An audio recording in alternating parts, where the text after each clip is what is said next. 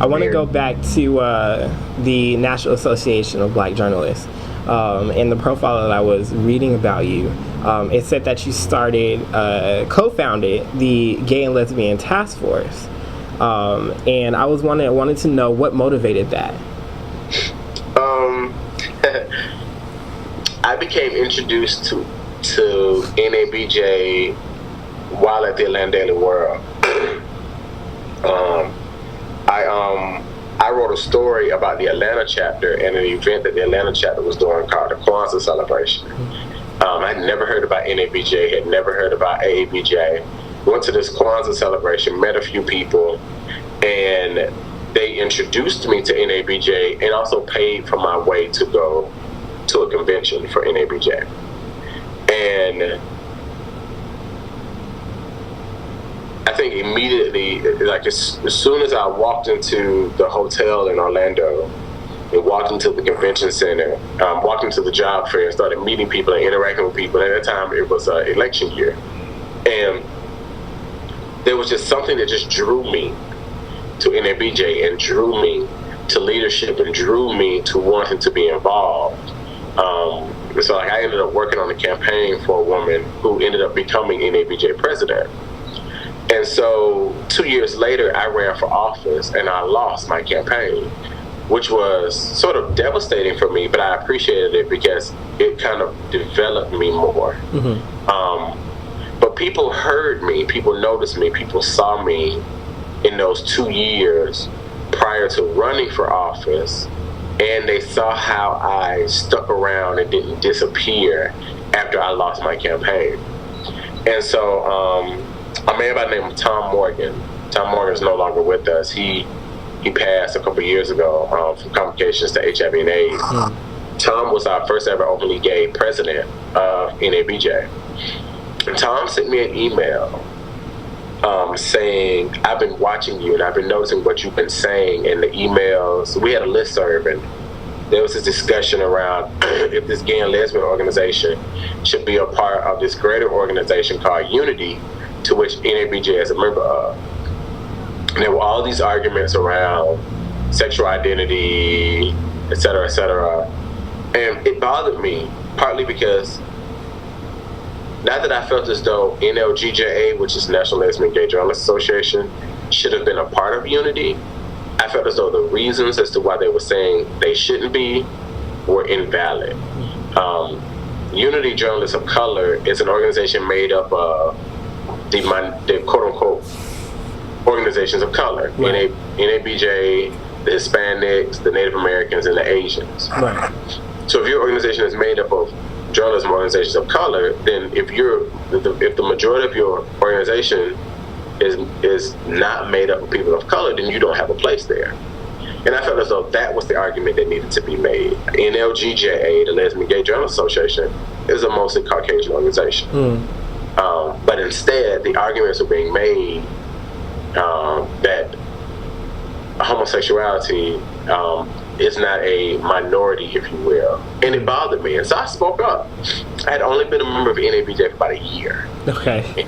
And here I was, this little young boy, making all this noise and fussing, and you're wrong, and that's stupid, and I can't believe it. Like, I'm pushed. These people who have been in the industry for 15, 20 years that could have pretty much blacklisted me if they wanted to. Mm-hmm. And I'm going toe-to-toe with these people. And Tom said, I've heard what you had to say. I've noticed you, and I think you should be the one who should lead the charge in starting an LGBT task force within NABJ. And at first I said no, because in NABJ's history, at this time NABJ was coming upon 30 years, that effort to create an LGBT task force within NABJ had been made about 3 times and never happened. And so I said, well, what makes you think if y'all couldn't do it in 30 years that I could do it now, and I've only been a member for a year and a half? And so Tom put me in touch with a few people within the organization, and I learned a major lesson around politics there, because politics doesn't always work. It's not really about if you agree with the person or not. it's really about how you can lobby people, and the arguments that can be made with people about things that are or things that you consider to be important or not. And so I was able to garner enough support from the people who were currently on that board, who, when I ran for that position a year prior and did not win, they took notice of me as well. Right.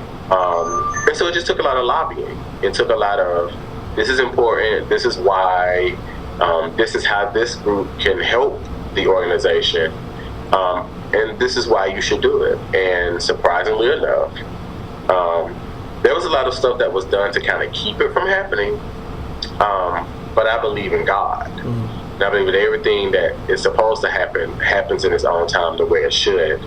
And so there was all this other nonsense that's really not important, but it got sent to this committee as a means to kind of crush it. But what happened was that committee was made up of people who were mentoring me, and they saw my name was connected to it, and so they said yes, and then it got taken back to the board, and it got moved to this committee. Wow. The same thing was going on, and so they said yes, and then it went back to the board. And I think we ended up winning. I think 4 people voted against us out of a 12-member board. Okay. And so it kind of sort of set the road for a lot of other accomplishments within NABJ. Wow. Okay, so with that said, you mentioned God and believing in God, and now your studies and work has been centered around theology. How has theology influenced your writing? I don't know if theology yet has influenced my writing. Being in seminary has made my writing stronger. Okay. In seminary, we write a lot of papers, and they have to be written critically, and informative, and they have to be informative. And so it has helped me kind of sort of be a better, more grounded writer. I'm paying more attention to what I'm saying and why I'm saying it and how I'm saying it and how it makes sense to the overall thesis of what it is I'm trying to say. Okay. With your work with the Gay and Lesbian Task Force and working with theology, have any of those things conflicted for you as a journalist, as far as any stories that you've ever done, or wanting to take a certain angle or anything like that? Has there ever been a conflict of interest? Not as of yet, because the beauty of, well, 2 things. I started feeling conflicted while I was at the HSC being a breaking news reporter before I had even started seminary. Okay. Which only helped to strengthen my resolve that going to seminary was what I needed to do. Mm-hmm. There was one moment, the very first story I wrote for the Griot, looked at the issue of Don't Ask, Don't Tell in the music ministries in Black churches, and I was scared to write that story. I was afraid that as a Black gay man, I was going to be considered biased, and I was afraid that as a seminarian, some people would say you have a different kind of responsibility now. What happened though was my writing that story from a Black gay male's perspective and a Black gay male seminarian perspective helped make the story more balanced. And at the same time, there were people who said, you needed to write this story, and we're glad you did. And so it helped. It did the exact opposite as to what I thought was going to happen. Okay. Great. I'm glad to hear it.